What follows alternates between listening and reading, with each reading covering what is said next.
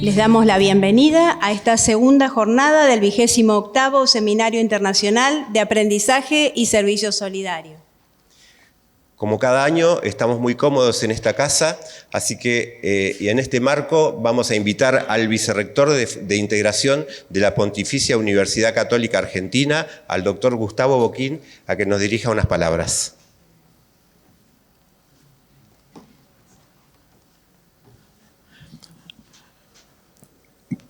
Muchas gracias por esta invitación. Bueno, aspiro a ser doctor, si bien el Evangelio dice que a nadie llamen doctor, pero muy contento de recibir este 28º Seminario Internacional de Aprendizaje y Servicio Solidario.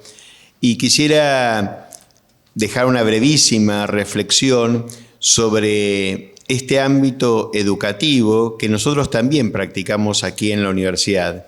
Desde hace ya varios años, la Dirección de Compromiso Social fomenta el aprendizaje y servicio solidario a través de las cátedras. Institucionalizamos en las distintas carreras y aspiramos a que todas las carreras tengan por lo menos una cátedra que realice aprendizaje y servicio solidario, porque es un modo de mostrarle a los alumnos, futuros profesionales, cómo el saber transforma la realidad. Y eso es un acto de esperanza. Como nos enseñaba el Papa Francisco, la educación es un acto de esperanza, porque la educación es verdaderamente la palanca, el motor que puede transformar la realidad. Todas las realidades. La realidad de la universidad, como la realidad del colegio, también como la realidad del socio comunitario.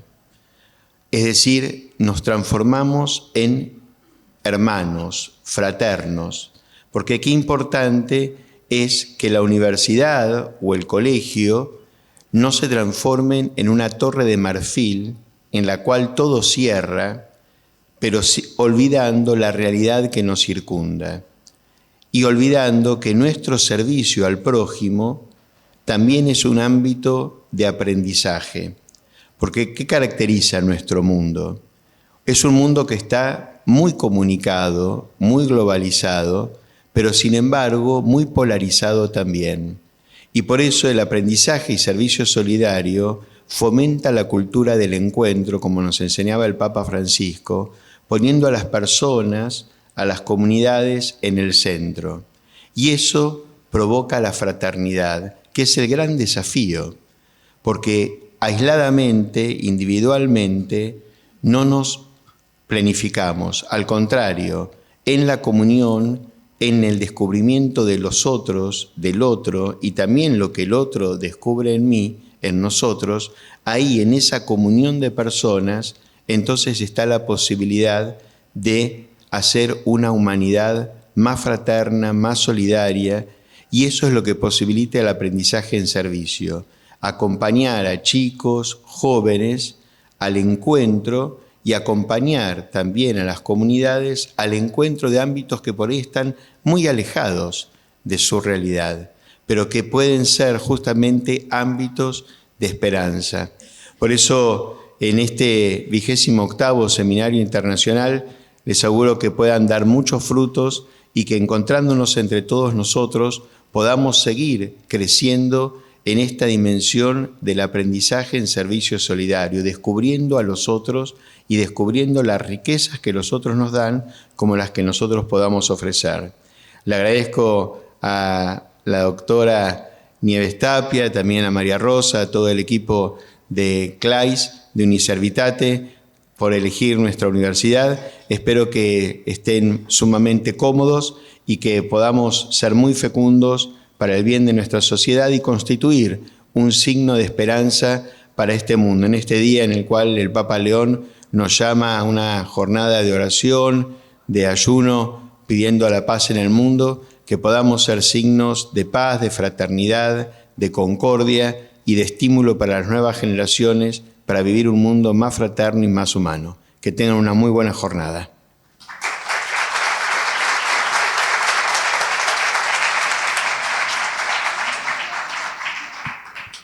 Muchas gracias.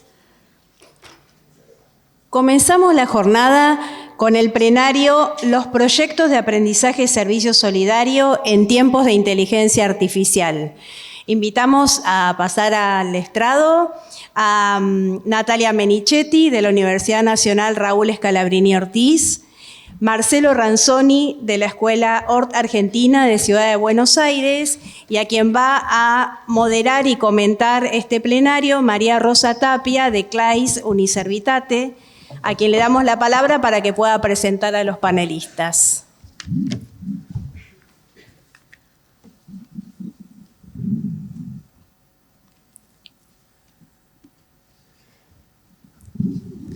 Bueno, muy buenos días a todos. Realmente estamos muy entusiasmados de que finalmente llegó este momento de poder compartir lo que sabemos o lo que no sabemos sobre inteligencia artificial.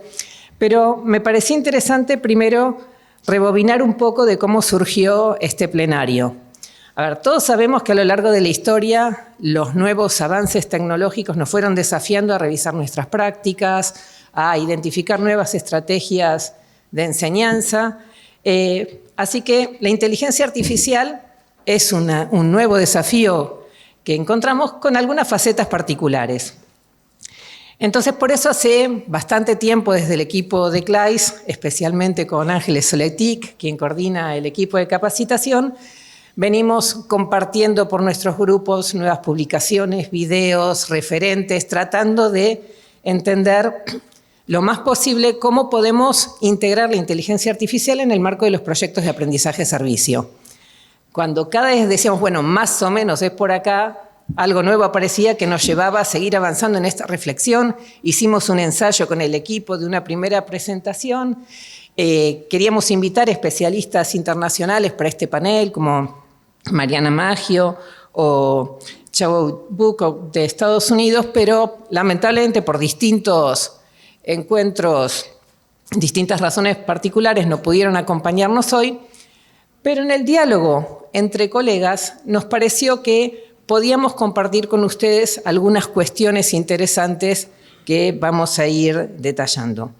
Por eso, hoy me acompaña Natalia Menichetti, que es licenciada y profesora en Ciencias de la Educación de la Universidad de Buenos Aires, especialista en Tecnología Educativa y maestranza en Docencia Universitaria de la UBA. Es asesora pedagógica del secundario a distancia para adultos de la UBA y del programa UBA 21. Y además es docente de la Universidad Raúl Scalabrini Ortiz, donde tengo el placer de dictar con ella la materia Aprendizaje y Tecnología, y que este año en particular nos desafió la inteligencia artificial para ver cómo la podemos integrar en el nivel inicial. También nos acompaña Marcelo Ranzoni Grignolo, docente con más de 30 años de trayectoria y que ya nos acompañó en otros seminarios, y que nos comentó cómo sus estudiantes integran en diferentes proyectos tecnologías digitales y particularmente la inteligencia artificial desde la Escuela Hort Argentina, donde él es docente de Tecnologías de la Información y Comunicación y es líder de la experiencia educativa y social Espacio Empatizando. Entonces, para comenzar, les voy a pedir a Natalia y a Marcelo que nos compartan brevemente en qué contexto vienen desarrollando estos proyectos. Así que, Natalia. Muy buenos días. Muchas gracias por permitirnos compartir nuestra experiencia. La Cátedra de Aprendizaje y Tecnología de la Universidad Nacional Raúl Scalabrini Ortiz, que está en San Isidro, provincia de Buenos Aires, implementó desde su fundación, desde su primer cuatrimestre, el enfoque metodológico que privilegia el aprendizaje por proyectos, ¿sí? Esta asignatura se da a estudiantes del ciclo de complementación curricular y de la licenciatura en psicopedagogía y del profesorado de nivel inicial. La orientación pedagógica se fundamenta en el marco teórico del aprendizaje y servicio solidario, y con este modelo buscamos poder articular la teoría y la práctica con el fin de poder abordar problemáticas sociales relevantes.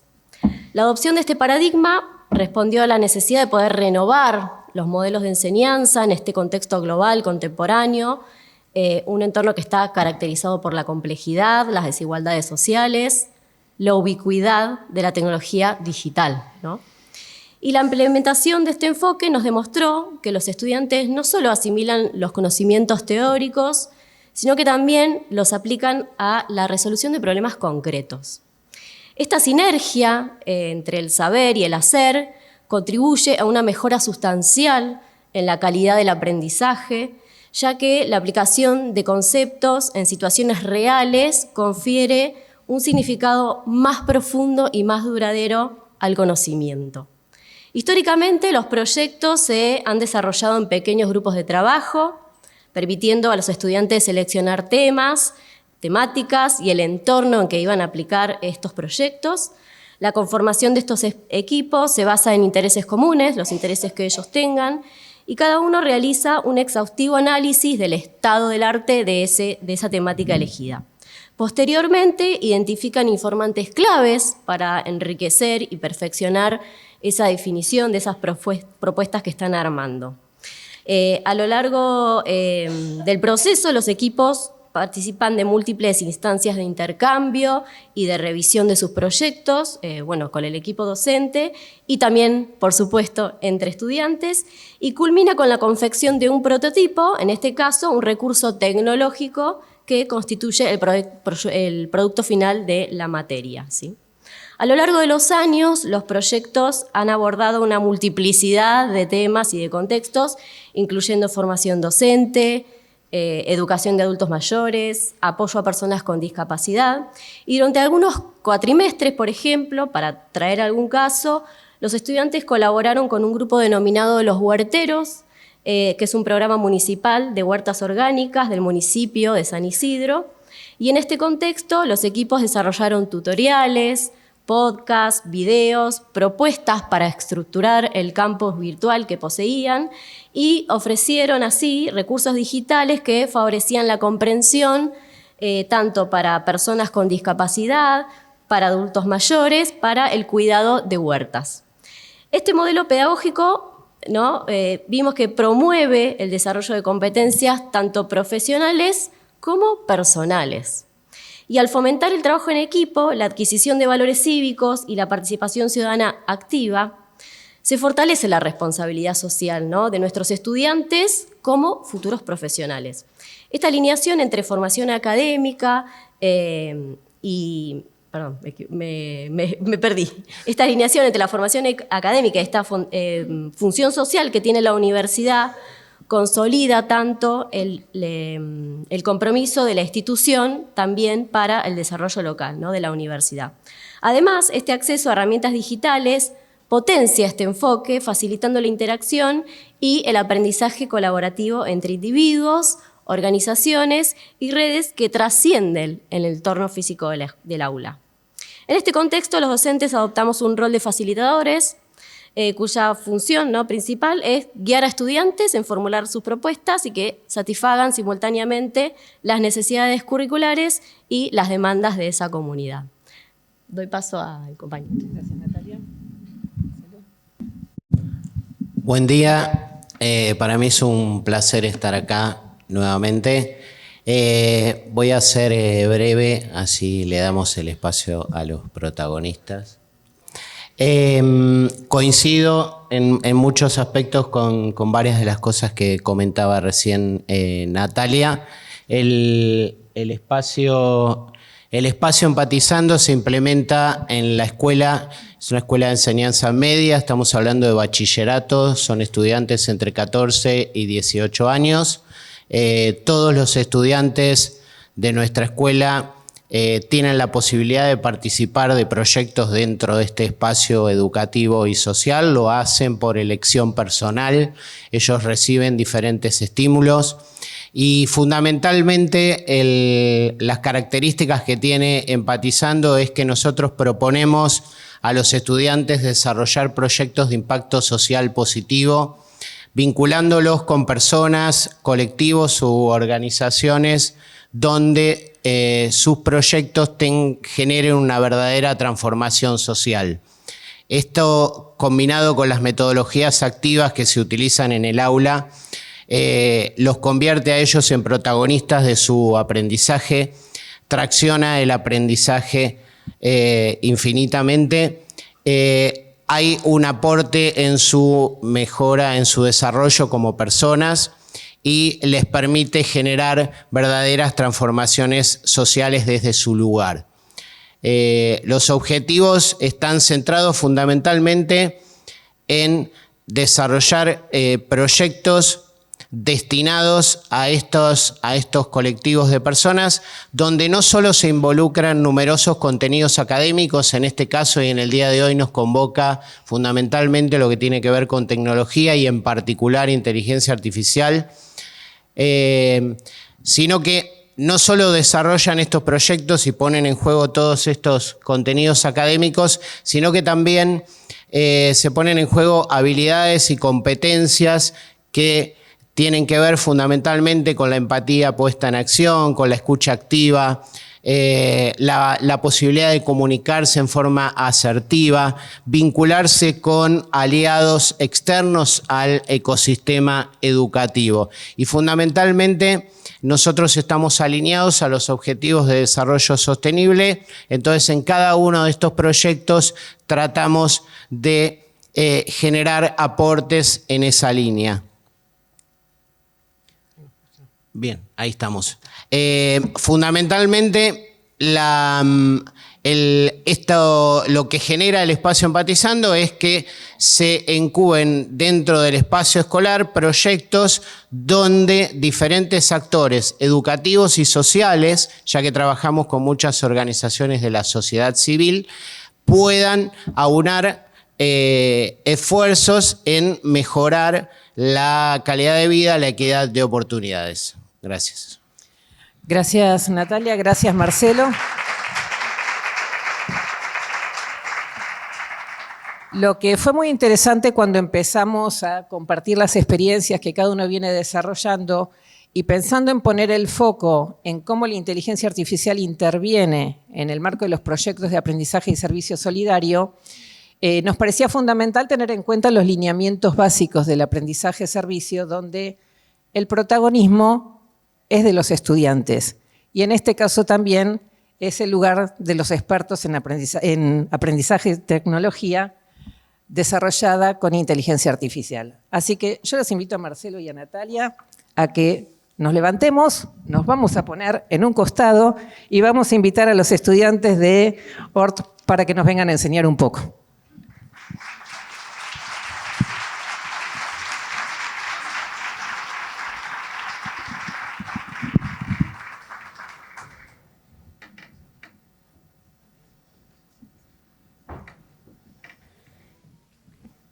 Les damos entonces la bienvenida a estudiantes que participan en dos proyectos, el proyecto Sign AI, Maximiliano Seton, Benjamín Picagli, Federico Díaz Nemes, Borja Izurieta y Tomás Greenstein.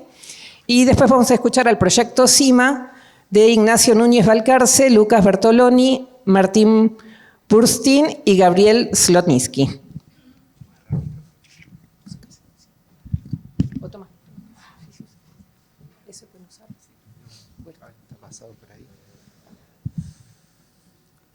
Perdón, Bueno, muy buenos días. Nosotros somos el grupo de Sign AI y desarrollamos un traductor de lengua de señas gratuito impulsado por inteligencia artificial. Yo soy Borja Izurieta y hoy me acompañan mis compañeros Federico Díaz Nemeth, Maximiliano Setón, Benjamín Picagli y Tomás Greenstein. Bueno, ¿qué es nuestro proyecto? Sign AI es una aplicación que permite a un usuario subir un video de una persona expresándose en lengua de señas para que una inteligencia artificial lo procese y genere una respuesta tanto escrita como en habla. Además, tenemos en desarrollo un modelo de aprendizaje para así fomentar el aprendizaje de lengua de señas en la sociedad. Pero pensemos, ¿por qué hacemos esto? Nosotros hacemos esto porque el ser humano es un ser creativo y social. Necesitamos la vida en sociedad para desarrollarnos como persona y como comunidad. Como seres humanos, necesitamos a los demás para obtener contención, amor, empatía, incluso para aprender y para crecer. Como dice Matthew Lieberman, nuestro cerebro está programado para la conexión social de la misma forma en la que está programado para el hambre o para la sed. Todo este sistema se basa en la comunicación efectiva. Sin ella, la vida en sociedad no sería posible y en parte es lo que nos diferencia de otros animales. Por eso pensamos que como sociedad estamos fallando al dejar de lado a personas simplemente por una característica que tienen. No los dejamos comunicarse con un gran porcentaje de la sociedad. Sin embargo, esta culpa no recae en la incapacidad de las personas sordas de no hablar. Esta responsabilidad recae más sobre la falta de incentivo que tiene la sociedad de aprender lengua de señas para así facilitarle la comunicación a esta gente. Por esto, si vemos que la comunicación efectiva es la base de la vida en sociedad, podríamos incluso decir que la vida en sociedad de las personas sordas se reduce simplemente a un porcentaje de gente que las entiende. Por esto, podemos decir y afirmar que las personas sordas viven con un límite en su vida diaria a la hora de expresar sus necesidades básicas. Pongamos un ejemplo de una persona que es sorda y se le ocurre un proyecto revolucionario que va a cambiar algo de la medicina o cualquier cosa de la sociedad y lo quiere compartir con el mundo, claramente. ¿Tiene las mismas facilidades que nosotros para comunicarlo? No, claramente que no. Entonces, nosotros, con nuestro proyecto, venimos a ofrecer esa autonomía que tanto necesitan estas personas para comunicarse, y esto lo venimos a ofrecer mediante dos diferentes enfoques. Uno siendo el modelo de traducción de inteligencia artificial, y el otro siendo un modelo de aprendizaje para fomentar y concientizar la lengua de señas alrededor del mundo. Bueno, a continuación voy a...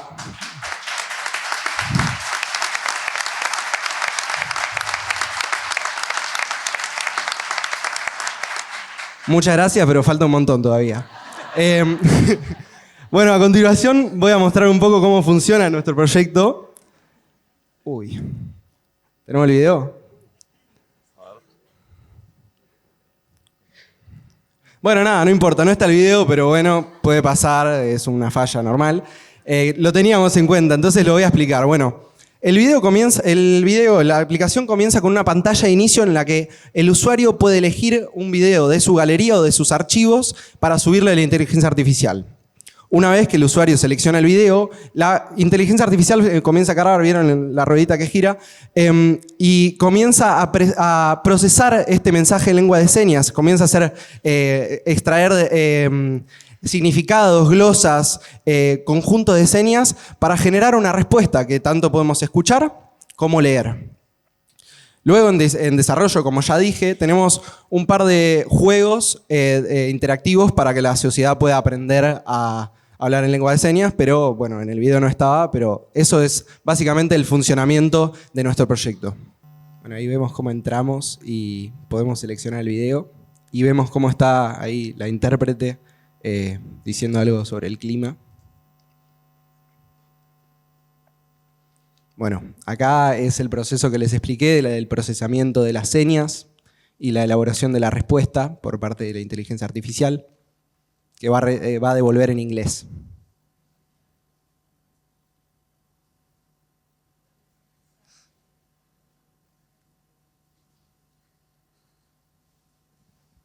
Bueno, ahí podemos ver el mensaje y lo podemos escuchar. Many clouds will come from the north, and there might be showers and thunderstorms. Bueno, y ahí tenemos la demostración del proyecto, así que eso.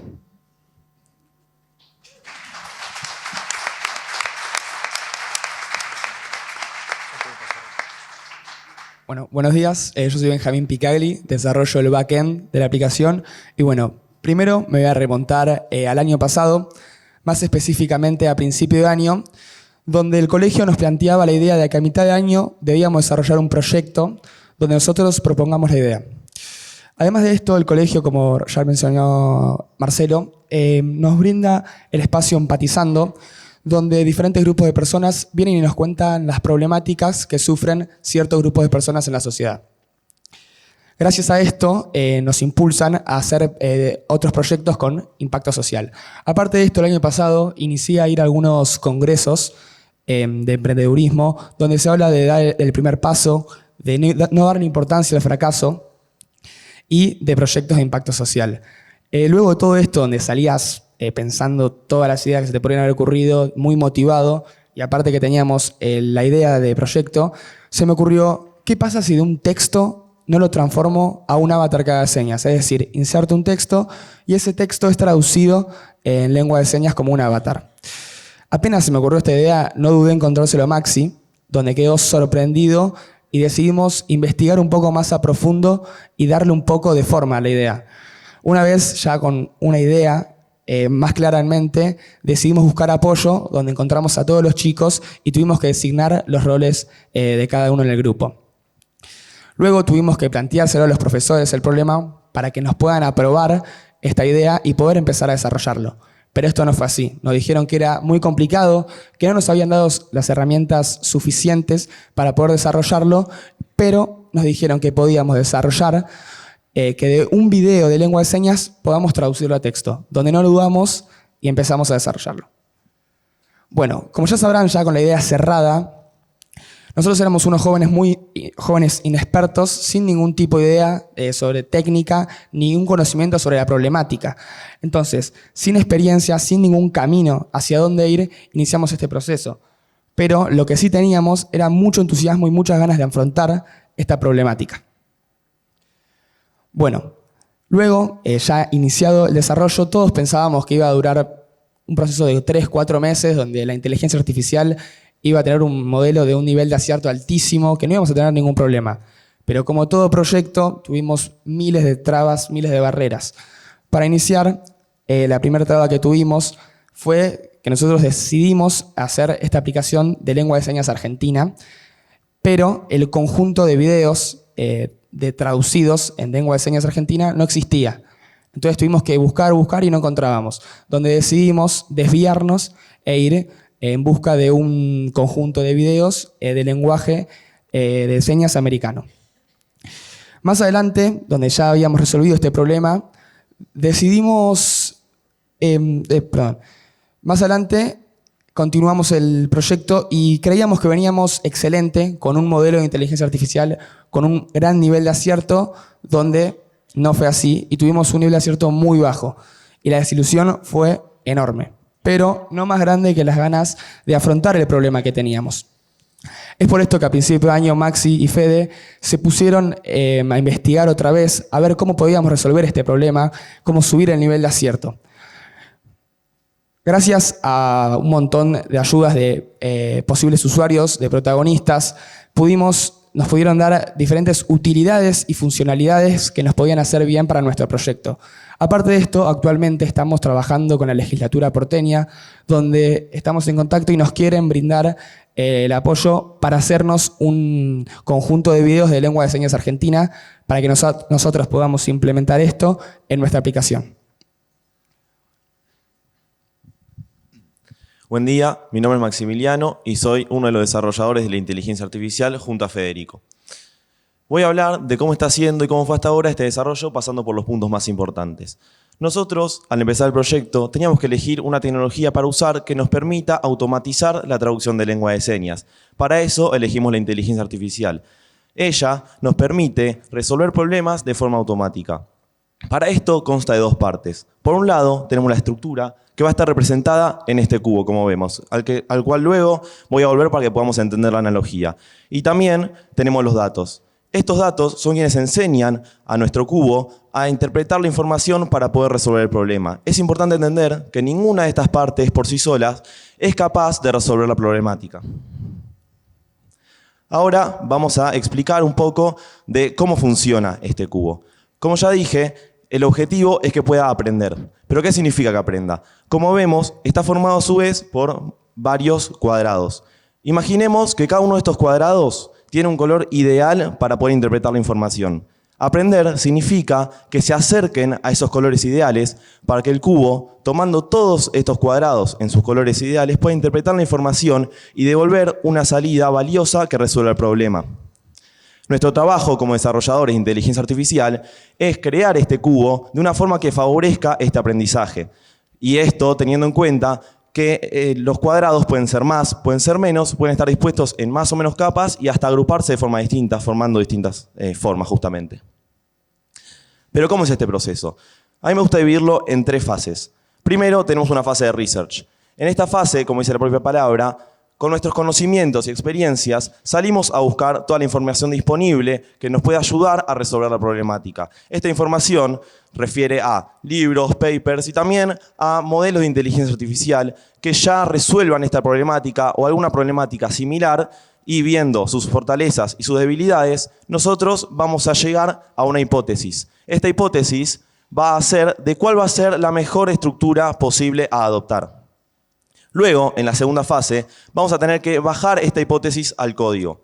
Este código va a crear un programa que nos permita hacer pruebas sobre él. Así, nosotros vamos a poder comprobar o refutar esta hipótesis. Esta justamente es la tercera etapa. La tercera etapa es la etapa de pruebas. En esta etapa es donde se da el aprendizaje, o sea, los cambios de colores en el cubo, perdón. Y aquí vamos a terminar con un porcentaje de qué tan bien planteada está nuestra hipótesis y su implementación. Pero esto no termina acá. El desarrollo es un proceso mucho más largo. Imaginemos que este es el camino del desarrollo de una inteligencia artificial, con el objetivo de llegar al mejor modelo posible. Entendemos como el mejor modelo al modelo más preciso y que a su vez tenga un buen balance entre esta precisión y lo que le cueste a la máquina luego procesarlo. Cada uno de estos procesos de research, implementación y prueba crean unos checkpoints. Esto quiere decir llegadas intermedias hacia el objetivo. Estos son siempre positivos, es decir, siempre son nuevos puntos de inicio, porque nos permiten encarar una nueva fase de research con mucho más conocimiento y experiencia y ya aplicados de forma real al proyecto. Por eso, por más que la prueba no sea satisfactoria, es importante no verlo como un límite, sino verlo como un aprendizaje constante.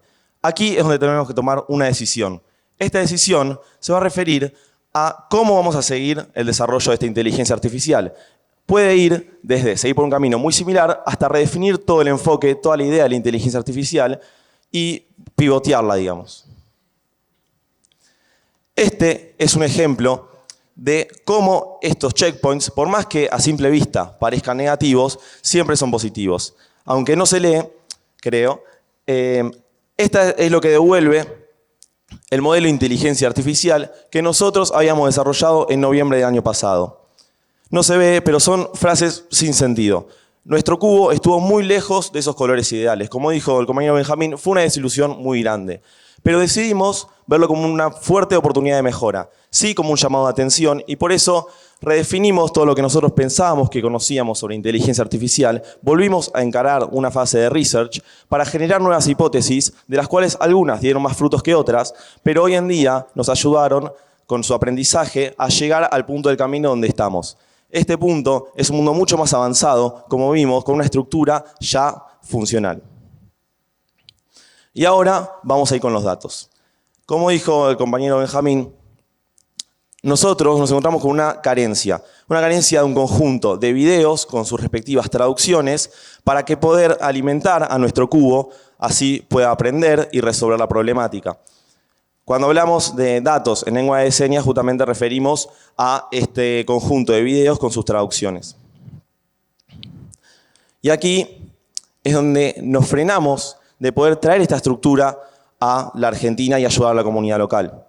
Nuestro cubo ya está cerca de sus colores ideales, pero lo que nos falta es estos datos para poder aprender lengua de señas argentina. Sin la lengua de señas argentina, esto no resolvería ningún problema acá para la comunidad. Hoy en día nos encontramos trabajando con la legislatura de la ciudad de Buenos Aires para poder llevar a cabo este desarrollo de este conjunto de datos que nos permita realmente tener un impacto real sobre la vida de las personas aquí. Gracias a esto, llegamos a una conclusión, y es que el proveedor de los datos no es menos importante que el desarrollador de inteligencia artificial a la hora de justamente este desarrollo. Sin alguna de las dos partes, es imposible resolver una problemática. Por eso, cuando escuchamos inteligencia artificial, no tenemos que sentirnos excluidos. No hace falta ser un técnico para ser parte de esta revolución que se está llevando a cabo en nuestros días. Es importante entender que cada uno de nosotros, desde el lugar donde esté, puede ser esa pieza que falta del rompecabezas para llegar hacia una tecnología realmente innovadora y que pueda ayudar a la comunidad desde el lugar donde esté.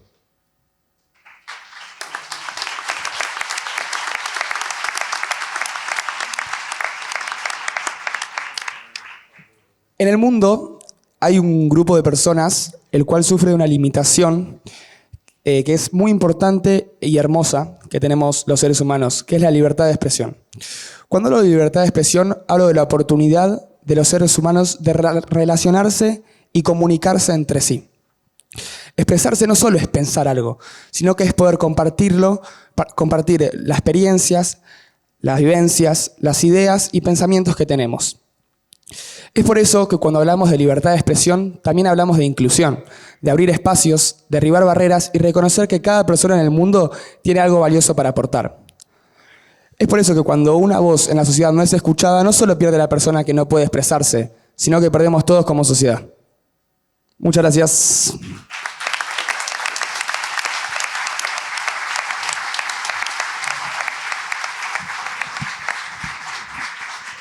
Acá les dejamos el LinkedIn si nos quieren hacer alguna consulta o algo. Así que eso.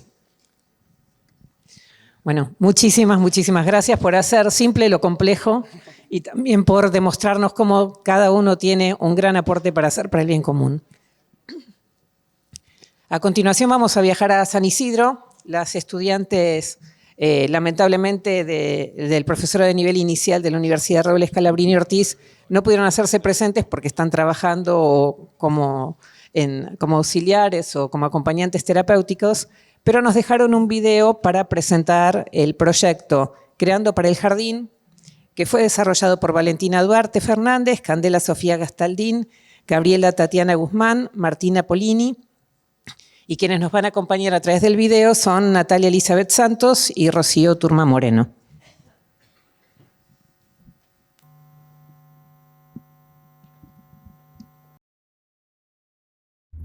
Hola, ¿qué tal? Somos Natalia y Rocío, del profesorado del nivel inicial de la Universidad Scalabrini Ortiz, y hoy queremos contarles sobre el proyecto Creando para el Jardín. Una cuenta de Instagram, la cual fue creada para acompañar a docentes y estudiantes de profesorado de nivel inicial. Creando para el Jardín es una cuenta de Instagram creada para compartir recursos pedagógicos, estrategias e ideas que integren las nuevas tecnologías en las salas del nivel inicial de manera crítica, creativa y significativa. Está especialmente dirigida a docentes de la educación en el nivel inicial y que buscan innovar en sus prácticas del día a día en sus salas. Nuestro proyecto comenzó con un cuestionario dirigido a docentes para conocer sus intereses, necesidades y expectativas en relación con la integración de las tecnologías en las salas del nivel inicial y qué les gustaría observar desde nuestra cuenta. A partir de sus respuestas, diseñamos el contenido de nuestra cuenta, promoviendo propuestas creativas que integren lo digital con lo lúdico. Como estudiantes del profesorado en educación inicial, buscamos en este proyecto que tanto docentes como estudiantes deseen incorporar herramientas tecnológicas en sus propuestas. A lo largo de nuestro proyecto, hemos diseñado y publicado carruseles de imágenes informativas, reels e historias relacionadas con bibliografía de aprendizaje y tecnología, materia a la cual nos permitió realizar este proyecto, como por ejemplo el texto de Generación App de los autores Garner y Davis y su concepto de nativos digitales, bibliografía de otras materias cursadas que hemos relacionado con el proyecto, como por ejemplo la materia de neurociencias y aprendizaje, utilizando el concepto de funciones ejecutivas y cómo se pueden trabajar en el nivel inicial, relacionándolo con el artículo de investigación de funciones ejecutivas y aprendizaje en el envejecimiento. Saberes previos que nos parecieron interesantes compartir en nuestra cuenta, como por ejemplo cómo crear una carpeta pública de Google Drive y un código QR, información sobre las efemérides y cómo trabajarlas en el nivel inicial, y cómo incorporar la inteligencia artificial en el nivel inicial. En este proyecto usamos la inteligencia artificial como una mano que nos ayudó a generar ideas, organizar contenidos y encontrar recursos. Gracias a esto pudimos dedicarle más tiempo para crear propuestas lindas, útiles para nuestros seguidores. También lo utilizamos de forma más personal para comprender mejor ciertos conceptos y actividades. Creando para el Jardín es más que una cuenta de Instagram. Es un espacio para aprender, compartir y crecer juntos. Esperamos que les haya gustado. Gracias.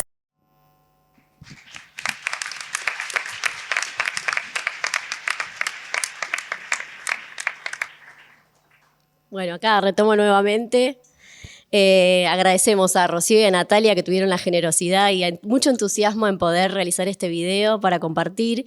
Y bueno, este año, en el 2025, el grupo de estudiantes del profesorado de nivel inicial generó unos muy lindos proyectos con mucha calidad y ha sido un desafío para nosotras como equipo docente la reflexión acerca del papel de la tecnología en grupos con niños tan pequeños, ¿no? Entonces, en este espacio de debate surgió con fuerza el tema de la inteligencia artificial, por supuesto. Inicialmente, algunos estudiantes se mostraron un poco reticentes a compartir abiertamente sobre el uso de la inteligencia artificial, reflejando tal vez alguna incertidumbre sobre si era pertinente decirlo o no decirlo, ¿no? O al menos eso en un principio es la sensación que tuvimos, ¿no? Y sin embargo, a medida que las semanas avanzaron, creció la confianza también, compartimos mucho más, mucho diálogo, empezaron a compartir el uso que hacían, ¿no? Cada estudiante, y iba en muchos espacios, ¿no? En la vida cotidiana, en la formación académica, y lo que es más relevante también, justamente inclusive en las prácticas con niños, porque más allá de que aún no se recibieron, están realizando prácticas o muchas trabajas como auxiliares. Experiencias buenas y no tan buenas, ¿no? Han compartido. Entonces, los debates en clase en los que los estudiantes compartieron sus experiencias y usos de la tecnología con creciente confianza, resultaron realmente cruciales para este intercambio y poder entender el significado que tenía dentro de este grupo etario, ¿no? Entonces, mediante esa reflexión, que era teórica, también estos futuros docentes descubrieron esta pertinencia y también la modalidad de incorporación de estas herramientas, pudiendo comprender la importancia fundamental, por supuesto, y en lo que hicimos mucho hincapié, del acompañamiento y la guía de un adulto, ¿no? En estos espacios. Entonces, la iniciativa que nos compartieron recién en el video las estudiantes, que si bien es una red social, que justamente está en Instagram, trasciende una mera difusión de contenidos digitales, ¿no? Para presentarse en realidad, para hacerse lugar como una plataforma de desarrollo profesional y sobre todo colaborativo. El propósito central que tuvieron, fundamentado en el abordaje crítico y reflexivo, fue integrar nuevas tecnologías, en particular la inteligencia artificial, en las prácticas pedagógicas de nivel inicial. Y este enfoque se distancia por ahí de una mera instrumentalización, ¿no? De la tecnología para proponer incorporaciones mucho más significativas, respondiendo a necesidades e intereses de docentes y de futuros educadores a quienes se dirigen. Algunas de las historias o de los reels que compartieron justamente eran muy específicamente sobre inteligencia artificial y, por ejemplo, aportaban tipos de recursos que se pueden generar con ella para trabajar con niños pequeños, ¿no? Como hacer cuentos que ellos vayan creando, ¿no? Cómo ellos pueden ir proponiendo historias que se van realizando en un espacio, en un dispositivo, ¿no? A través de la inteligencia artificial, y esos cuentos que ellos crean se van haciendo reales, ¿no? El diseño tecnológico del proyecto, que incluyó esta fase de indagación que nos compartieron, preliminar a través del cuestionario docentes, lo que evidencia es el enfoque pedagógico basado en el conocimiento del otro, ¿no? Saber qué es lo que el otro necesita, qué es lo que el otro desea encontrarse en ese otro espacio, ¿no? Entonces, los resultados de este sondeo no solo orientaron la creación de contenidos, sino que también pusieron de manifiesto la necesidad de recursos que amalgamen, ¿no? Eso es lo que descubrieron, lo digital con lo lúdico, un principio que se convirtió en el eje rector del espacio que ellas crearon. Y bueno, la producción de contenidos que hicieron abarcó desde carruseles, reels, stories, entrevistas a otros docentes de otras asignaturas, donde también denotó ese entrelazamiento entre conocimientos y también cómo pudieron articular curricularmente los espacios. Y también les ha pasado que hicieron un video donde tomaron un concepto que se llama Crianza Poderosa sobre un libro que es de este año y llamaron la atención de la autora de este libro, quien les comentó, ¿no? Eso fue realmente un incentivo muy grande para ellas para seguir adelante con este espacio, ¿no? Bueno, esta referencia bibliográfica académica, el trabajo con Gardner y Davis que ellas comentaron, la conexión con conceptos de neurociencias, demuestra realmente que el proyecto no se limitó a la generación de ideas superficiales, sino que se basó en un marco teórico riguroso realmente. Y este enfoque académico es crucial para poder legitimar el uso de la inteligencia artificial y otras herramientas digitales en un contexto educativo tan sensible como lo es la primera infancia. Y también el uso de la inteligencia artificial como una mano que ayuda, ¿no? Como decían, en la generación de ideas y en la organización de contenidos. También devela esa comprensión tal vez matizada, ¿no? De esta tecnología, y en lugar de percibirla como un reemplazo del rol docente, las estudiantes la conceptualizan como un catalizador, ¿no? De la creatividad para optimizar procesos, y el rol también como un asistente pedagógico que permita dedicar más tiempo también. Gracias.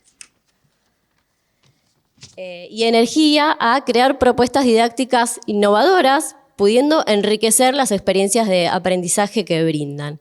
En conclusión, pudimos ver que este proyecto en particular de Creando el Jardín no solo representó una aplicación innovadora con la utilización de inteligencia artificial en la formación docente o su incorporación, sino que también constituyó un modelo de cómo las nuevas tecnologías se pueden integrar de manera crítica, creativa, pertinente en el nivel inicial. Y al crear un espacio para aprender, compartir y crecer juntos, las estudiantes de la universidad han demostrado que la innovación pedagógica no está en la mera adopción de herramientas, sino en la capacidad de poder contextualizarlas, de poder orientarlas hacia un fin significativo y en este caso, ¿no? El desarrollo integral de la niñez en la era digital.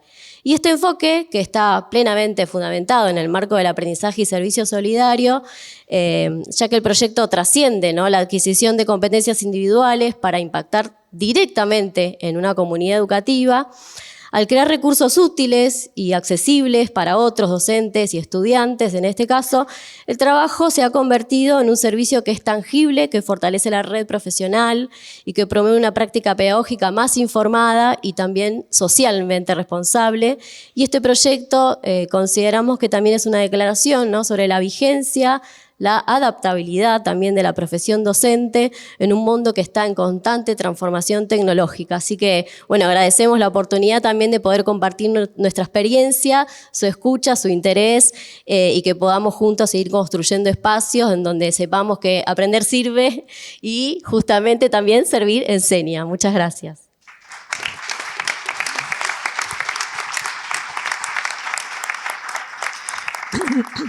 Así que, por supuesto, invitamos a todos a buscar en Instagram Creando para el Jardín, y para que el aprendizaje continúe, los invitamos también a dejar sus comentarios sobre los posteos que puedan encontrar allí. Vamos ahora a escuchar el segundo proyecto que nos van a presentar Ignacio Núñez Valcarce, Lucas Bertoloni, Martín Burstin y Gabriel Slotniski, el proyecto CIMA.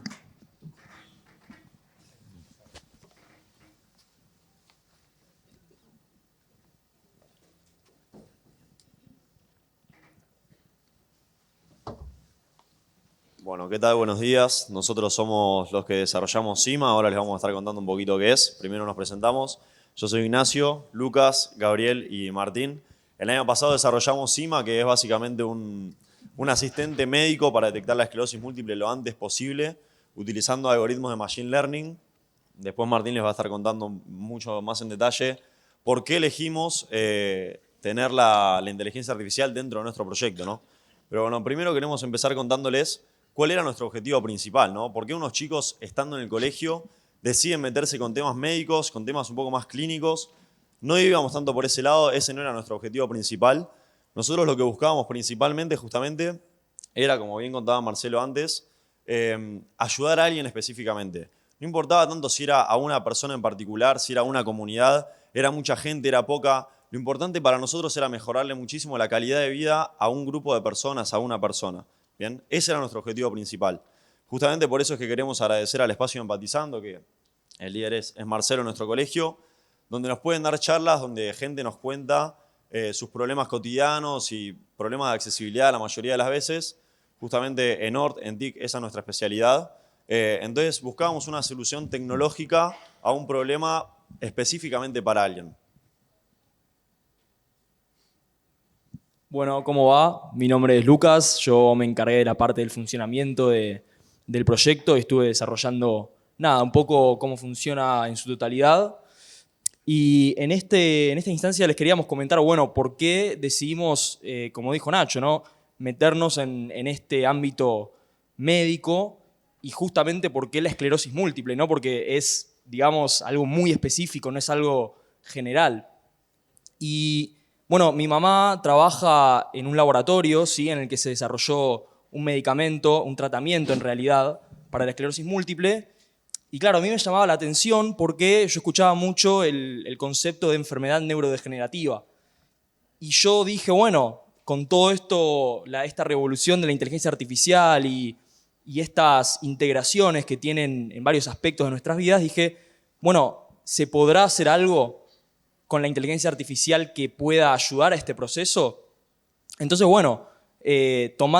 partiendo de eso, ¿no?, se lo propuse a Nacho y claramente es algo muy complejo, ¿no?, porque estuvimos investigando, ¿cómo es el proceso de detección? ¿Cómo se puede tratar? Y claramente es un proceso muy largo, es un proceso de varias consultas médicas, de muchas opiniones, y justamente no es algo que se resuelva de un día para el otro, ¿ok? Entonces, desarrollando el proyecto, pensando, ideando cómo podríamos llegar a apuntar la solución, una profesora chusmeó un poco qué estábamos haciendo en la computadora y nos dijo, ¿qué están haciendo? Y estábamos comentando, ¿no?, en el proyecto que estábamos trabajando y se quedó mirándonos y nos dijo, yo tengo esclerosis múltiple. Y claro, era una profesora que nosotros teníamos, una vez a la semana, el año pasado, y claro, era muy impactante porque de 16 materias que teníamos y la esclerosis múltiple, que no es algo tan común, una profesora nuestra nos podía dar todo lo que ella, digamos, tenía de tratamientos, de consultas médicas, y este es un punto muy importante porque habla de un poco de la validación de la idea que uno tiene, de que lo que uno está haciendo realmente puede ayudar a alguien. Y esto es lo que decía Nacho, ¿no? Poder ayudar a alguien, poder hacer esta solución algo que realmente sea útil. Y con ella tuvimos muchas conversaciones, nos pasó información sobre cómo eran sus consultas, de que era un tiempo muy largo para poder tratar esto. Entonces, justamente, una de las soluciones es el tiempo, porque como es una enfermedad neurodegenerativa, a lo largo del tiempo, si no se trata correctamente o si no se trata, puede ir empeorando. Entonces, una de las soluciones que propone el proyecto es esa. Y justamente, como yo les dije, que me encargué del desarrollo de cómo guardar datos y demás del proyecto, lo que a mí más me interesaba de hablar con esta profesora es, ¿qué te piden? ¿Qué estudios te realizás, digamos, semanalmente, mensualmente? Entonces, era muy importante saber qué era lo que se necesitaba, que justamente los desarrolladores de IA era lo que necesitaban para procesarlos, ¿no?, que les va a comentar ellos un poco cómo fue ese proceso. Pero entender bien y meterse en la mente de la persona que va a usar la aplicación es importante porque ninguno de nosotros tiene esclerosis múltiple y no sabe cómo le puede ayudar porque no lo padece. Entonces, está bueno preguntarle a alguien o a personas que sí tratan con eso, ¿cómo te podemos ayudar? Y de ahí ir craneando, ideando distintas ideas, ¿no? Y ellos un poco les van a comentar cómo fue ese proceso más específico de los datos y demás. Pero en general, esa era queríamos apuntar a eso en el proyecto, digamos. Buenos días, soy Martín y junto a Gabriel nos encargamos de desarrollar toda la parte de inteligencia artificial encima. Y como mencionó Lucas, fue clave que en todo este proceso de buscar información y nutrirnos de conocimiento para poder trabajar con este objetivo que ya estábamos planteando, llegamos al punto de que teníamos que plantearnos el qué podíamos abarcar y qué no podíamos abarcar desde nuestra posición. Y es que por eso, mediante toda la investigación que pudimos hacer y que tuvimos en nuestro poder, llegamos al punto en el que nos decantamos por intentar ayudar en la parte clínica para el análisis. Es decir, íbamos a ayudar al médico, al doctor, a poder darle otra perspectiva mediante la implementación de inteligencia artificial para toda la parte clínica del análisis médico. ¿Por qué digo una parte y por qué hablo solo de la parte clínica? Bien, porque también hay toda una parte que es igual de importante o hasta más, que es toda la parte psicológica. Todo el factor que ocurre en la cabeza, como lo pueden ser emociones fuertes, son un factor clave y era algo que llegamos a la conclusión de lo que no podíamos encargarnos porque iba a ser muy complicado.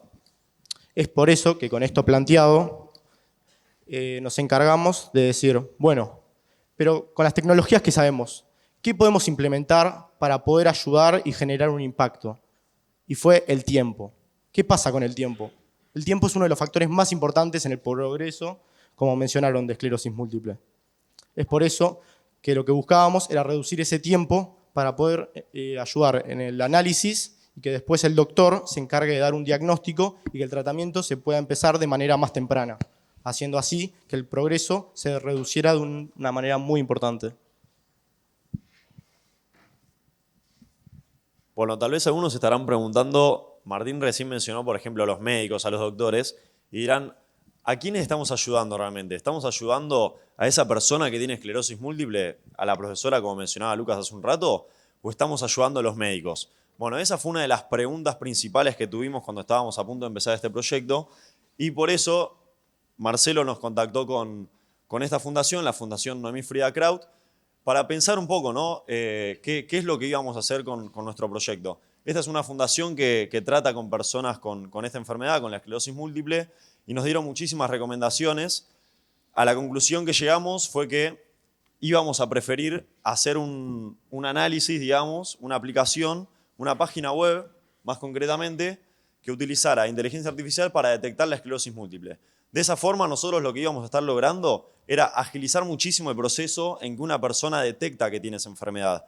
¿Bien? Porque como bien decía Lucas y Martín, cuanto más pasa el tiempo que una persona tiene esa enfermedad y no es detectada, su cuerpo más se está dañando. ¿Bien? Entonces, cuanto antes se detecte esa enfermedad, mucho mejor.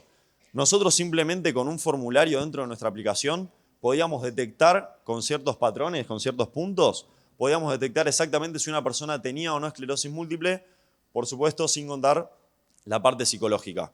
Por eso es que también hablando con esta fundación, algo que pactamos desde un principio es que nosotros jamás, pero jamás pensamos en dejar de lado a los médicos. Siempre, pero siempre vamos a necesitar a ese profesional que dé la parte final, ¿bien? Nosotros no podíamos dar un diagnóstico, eso también era un tema que teníamos al principio. El diagnóstico lo va a terminar dando siempre el médico. Nosotros podemos agilizar ese análisis para que indirectamente terminemos ayudando también a la persona que padece de esta enfermedad. ¿Bien? Entonces, por un lado, estábamos ayudando al médico a que tal vez dejara de lado ese trabajo, digamos, y que una inteligencia artificial lo agilizara. Y por otro lado, estaríamos ayudando indirectamente, tal vez, o directamente, depende de cómo lo quieran ver, a esa persona que padece de esa enfermedad. En otras palabras, a la profesora que recién mencionaba Lucas. ¿Bien? Bueno, ahí la imagen que tenemos a la derecha fue el año pasado cuando presentamos nuestro proyecto en uno de los eventos que tenemos en nuestra especialidad. Ahí vinieron las dos chicas que fueron las que nos ayudaron principalmente con este proyecto, las chicas que venían en representación de la fundación. También tuvimos contacto con el presidente de esta fundación, así que la verdad que estamos muy contentos con el desarrollo, pero bueno, no nos quedamos conformes.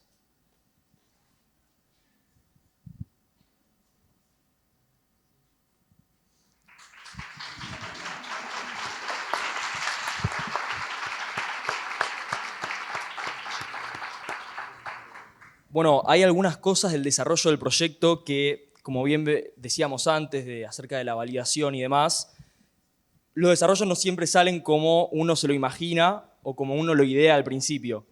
Como bien decían los chicos de Sign AI, en el desarrollo van a pasar 1.000.000 de problemas y no te va a gustar ni cómo termina la primera vez ni la segunda vez, pero esto es constantemente ir cambiando, ir iterando, esa es la palabra que nos gusta usar, iterar el proyecto para que vaya mejorando y a lo mejor el error nunca va a ser 0% y vas a tener un mínimo ahí de error, pero eso es lo bueno, que va a ir siempre mejorando. Entonces, un detalle que era muy importante, que nos dimos cuenta cuando los terminamos, es una aplicación web y al lado del nombre del paciente, cuando te dice diagnóstico, el nombre del paciente y el resultado, dice sí o no.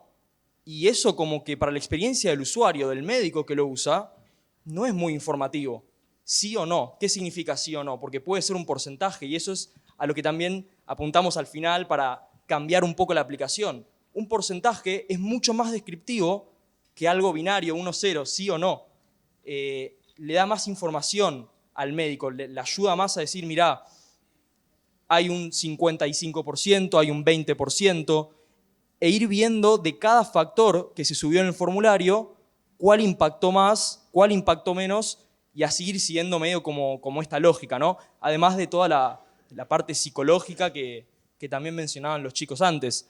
Pero creo que es un poco partir de la premisa desde el punto de vista del paciente, que justamente nosotros queríamos y teníamos pensado también hacer una sección para los pacientes en la aplicación por temas de tiempo de desarrollo, por temas de que, bueno, también cursamos otras 15 materias en el colegio, a veces no da el tiempo, y nos tuvimos que quedar solamente con la parte de que inicie sesión el médico, de que pueda ver a sus pacientes, el historial, pero justamente para lo que les decía antes, una iteración para el proyecto podría ser tranquilamente agregar un nuevo tipo de usuario que sea el paciente y que el paciente también pasa a tener ese rol de protagonista también en la aplicación, porque además de que estamos ayudando a los médicos, es también dirigido hacia los pacientes. Entonces justamente eso habla un poco de lo que decía Nacho, qué tan conformes nos quedamos con el desarrollo global del proyecto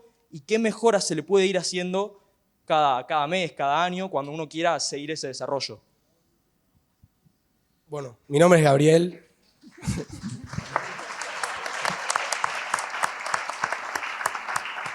Buenos días a todos, mi nombre es Gabriel. Con Martín desarrollamos la inteligencia artificial y una pregunta clave que dijo Nacho es ¿a quién estamos ayudando? ¿A los médicos o a los pacientes? Y la respuesta es a ambos, porque como bien decían los chicos, en la plataforma el médico puede cargar datos, lo ayuda en su decisión final, pero también estamos ayudando a aquellas personas que padecen esta enfermedad, que necesitan un espacio, una comunidad para hablar. También los ayudamos con el certificado único de discapacidad que le da beneficios sociales. Entonces, ¿a quién estamos ayudando? A ambos. Entonces, nos quedó pendiente esa parte de la página y estamos súper abiertos a seguir mejorando, porque si al final nuestro objetivo es ayudar, qué mejor que dándoles un espacio a aquellas personas que padecen esta enfermedad y que es tremenda, porque cuanto más tiempo la tenés es peor. Entonces, qué mejor que darles un espacio en nuestra página. Así que estamos súper abiertos a mejoras y a continuar este proyecto. Bueno, por supuesto que nuestro proyecto tiene muchísimas cosas buenas también. Nosotros aprendimos muchísimo de todo este proceso de desarrollo y demás. Ya trabajar en equipo, empezar a conocernos. La verdad que tener este espacio en la secundaria es espectacular. Realmente nosotros estamos súper agradecidos con eso. Y también un poco lo que hablábamos recién, ¿no? Saber que tu proyecto está sirviendo para ayudar a alguien. Eso me parece lo más fascinante. Porque uno cuando termina de desarrollar un proyecto del estilo, cuando llegás al fin del desarrollo, te terminás dando cuenta que hay un sabor distinto. No es un desarrollo como otros, ¿no? Es eso social, digamos, ese aspecto social que uno se queda muy tranquilo porque realmente está ayudando a alguien. Pero bueno, después de haber aprendido un montón, queremos seguir desarrollando esta aplicación, queremos buscar más objetivos, un poco lo que decían los chicos recién, darle un poco más de lugar al paciente directamente, a esa persona que padece esta enfermedad. Así que estamos totalmente abiertos a escuchar propuestas, ya sea de médicos, ya sea de de personas que padecen esta enfermedad, como recién decía, pero otra cosa clave es que nosotros sin la comunidad jamás hubiéramos podido hacer un proyecto del estilo. Nosotros no somos médicos, claramente. Nosotros no tenemos idea de lo que era la esclerosis múltiple antes de realizar este proyecto. Si nosotros no hubiéramos tenido la posibilidad de trabajar con esta fundación o trabajar con gente que realmente padece esta enfermedad, nosotros jamás hubiéramos podido realizar un proyecto de este estilo. ¿Bien? Entonces, vuelvo a lo mismo. Queremos seguir desarrollando este proyecto, queremos escuchar más propuestas, queremos charlar con médicos, charlar con personas que tienen la esclerosis múltiple para así poder mejorar muchísimo nuestro proyecto.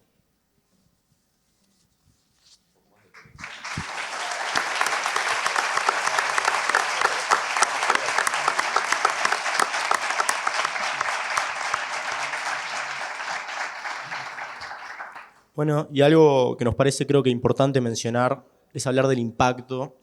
Es algo subjetivo porque puede llegar a 1 millón de personas, generar algo muy masivo, pero tenemos que entender que ya el impacto dentro de un grupo de personas, por más chico que sea, es impresionante. El poder generar algo de forma positiva y poder mejorar el estilo de vida, por más que sea de solo una persona, es algo que nos dimos cuenta con el desarrollo del proyecto, lo cual es algo impensado y es un placer enorme, por lo que también queremos motivar e incentivar el hecho de, por más mínimo que sea el cambio, pero si se puede dar una mejora a un otro, creo que es algo que te llena el alma y que realmente no está valorado y nos pudimos dar cuenta y quiero agradecer.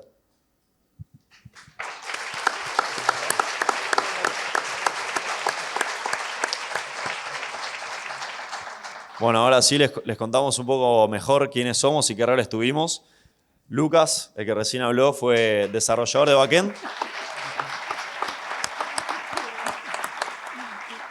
Después lo tenemos a Martín Bursin, el que está ahí, desarrollador de inteligencia artificial. Gabriel Slotnitsky, también desarrollador de inteligencia artificial. Y quien les habla, Ignacio, fui diseñador UX UI. Así que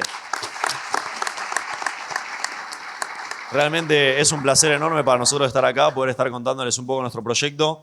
También contar un poco desde otro lado, ¿no? Porque tal vez siempre hablamos del lado médico, desde el lado más de la inteligencia artificial como algo mucho más técnico. A veces hablar un poco más de lo social, del impacto y demás, es algo que nos súper gratifica, así que estamos muy agradecidos. Muchas gracias.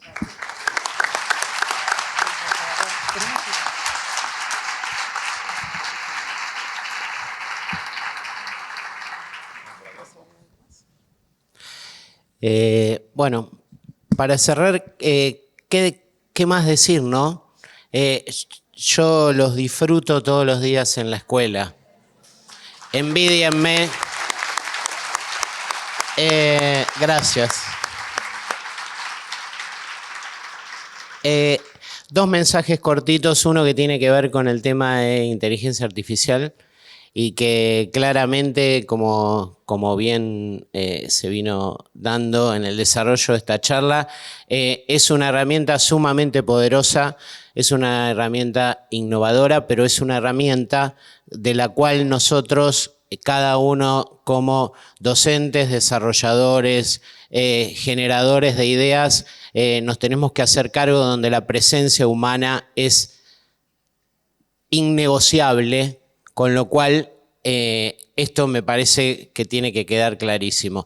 Y lo segundo tiene que ver con todo esto que escucharon y escucharlos a ellos, que a mí no deja de emocionarme cada vez que los escucho, tiene que ver con un trabajo donde me parece que es importante, en el caso de la concientización y el trabajo, generar en las nuevas generaciones, derribar barreras que tienen que ver con lo actitudinal. Esas barreras actitudinales son las que generan todas las otras barreras. Entonces es fundamental y es la base de cada uno de los proyectos que desarrollan los estudiantes. Gracias.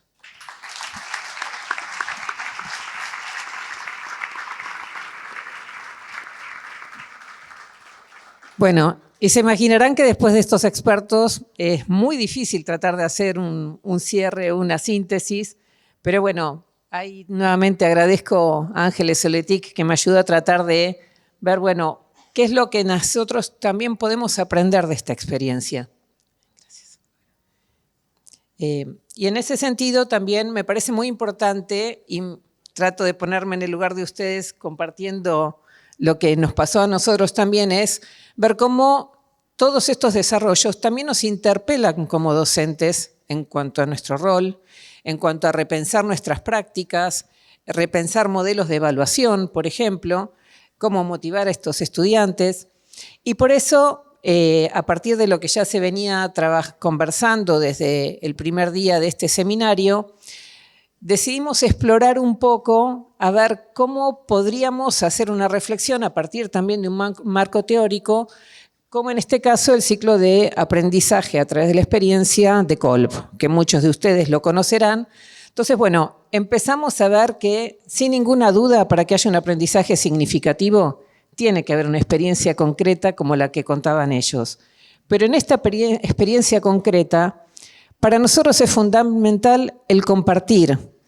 Ellos lo mencionaron, todo lo que aprendieron de las empresas, las organizaciones, los médicos, a todos los que fueron a buscar para poder aprender lo que necesitaban para que esa experiencia realmente fuera significativa y valiosa. Y para nosotros como docentes, también aprender sobre la experiencia que ellos van desarrollando. Y esto requiere muchos niveles de confianza en todo lo que recién nos demostraron que son capaces de hacer. Así que desde ya agradeciendo a los docentes que confiaron en ustedes para que puedan hoy demostrar todo lo que son capaces. Ese es el primer punto. Si no compartimos, si no nos registramos mutuamente, va a ser muy difícil que podamos llegar a hacer cualquier tipo de proyecto que sea realmente significativo. Pero después sigue la observación reflexiva, que es lo que tratamos de hacer mientras los escuchábamos. Y en el caso particular de la inteligencia artificial, con todo lo que se escucha, animarnos a criticar, a tener una mirada crítica sobre todo lo que vamos escuchando de los sí, de los no, para poder, a su vez, poder tener una reflexión que sea objetiva y que también esté basada en los valores éticos. Porque sabemos también que la inteligencia artificial, si bien pudieron utilizarla con muy buenas causas, también sabemos que promueve determinados sesgos sobre los que, como también señalaron en el primer equipo al cierre, cada uno puede ser una pieza que ayude a entrenar a la inteligencia artificial para que esos sesgos no sean tan marcados, ¿sí? Para que compartiendo también nuestro conocimiento, hagamos que el conocimiento al que se puede acceder desde la inteligencia artificial sea un conocimiento basado en otro tipo de valores. Y no pensar que la inteligencia artificial siempre es confiable, no porque usen inteligencia artificial y lo demostraron también muy bien, todo va a funcionar perfecto, sino que con la observación de ustedes fueron pudiendo hacer los ajustes necesarios para que realmente las cosas funcionen. Porque sin ninguna duda, la inteligencia artificial no resuelve todos los problemas. Y por eso pasamos a la conceptualización abstracta. La importancia de conceptualizar para poder también nosotros poder formarnos una opinión de cómo queremos utilizar estos recursos para el desarrollo de los proyectos de aprendizaje-servicio. Y para poder también tener ideas orientadoras para justamente avanzar con nuestras prácticas. Y llegar a la experimentación activa, ¿sí? Donde acá sin ninguna duda hacemos también una invitación a cada uno de ustedes para que se animen a crear, para que se animen a innovar en las prácticas, para preguntarles a sus estudiantes cómo pueden hacer para poder empezar a integrarla en los proyectos o en mejorar sus prácticas. Como vimos en el proyecto de Creando para el Jardín, desde muchos espacios, hoy nuestros estudiantes están utilizando la inteligencia artificial, pero en muchos casos se prohíbe el uso de la inteligencia artificial en las aulas.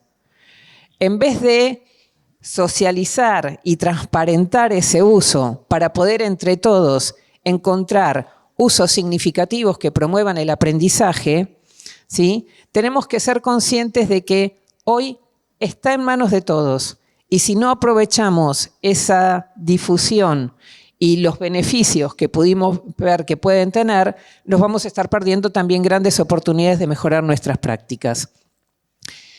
Por eso, la primera invitación que quiero hacerles, la primera propuesta, es que más allá de crear e innovar en las prácticas, a medida que vayan probando, y acá también les vamos a pedir a los estudiantes que nos acompañen, les vamos a compartir un código QR, no para que se enganchen ahora, pero simplemente van a encontrar un Padlet con los distintos pasos del itinerario para que a medida que ustedes vayan utilizando inteligencia artificial, nos vayan compartiendo, contando qué funcionó, qué no funcionó, qué ideas se les ocurrieron, porque va a ser la manera de seguir aprendiendo entre todos cómo integrar significativamente la inteligencia artificial. Y para ir cerrando ya, me queda una última invitación, ¿sí? No me quiero... 2 segundos, simplemente en las conversaciones que tenemos estos días en estos espacios, estuve charlando mucho con una colega de la Universidad Católica de Ucrania, con Yulia Vintoniv, no sé si Yulia está por acá, a quien le agradezco profundamente un proyecto que realizó con sus estudiantes, donde a partir del libro de Primo Levi, Si esto es un hombre, quizás algunos de ustedes lo conozcan y si no, se los recomiendo, realizaron un trabajo en las áreas curriculares de teología y filosofía para tratar de encontrar la respuesta a la pregunta ¿qué nos hace humanos? Para eso hicieron entrevistas los estudiantes, como los que pueden ver en la foto, a héroes de guerra, voluntarios, soldados, paramédicos, que hoy están luchando en la guerra de Ucrania. Como para preguntarles también qué es lo que en un contexto bélico los ayudó a ser más humanos. Me parece que es una pregunta donde tanta artificialidad está en boca de todos, rescatar nuestra humanidad y todo lo que ellos también nos compartieron de cómo estas experiencias los enriquecieron en su espíritu. Entonces, seamos conscientes también del impacto que pueden tener estas experiencias y que frente a los avances de lo artificial, sigamos también celebrando estos encuentros reales para tratar de atender a las problemáticas reales que, como nuevamente también demostraron ellos, nos permitan desarrollarnos a todos íntegramente como personas. Así que nuevamente, gracias y bueno, y seguimos.